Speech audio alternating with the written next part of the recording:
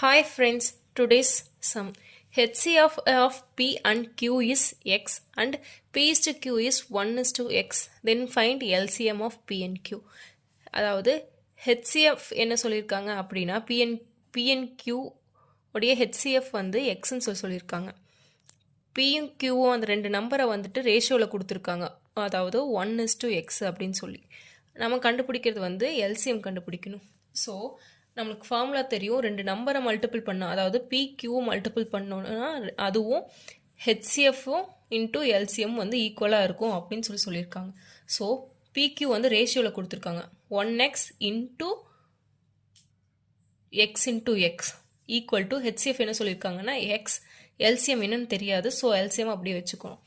இப்போ x into x x square into 1x x is கியூபாக வருமா, x cube equal to x into LCM.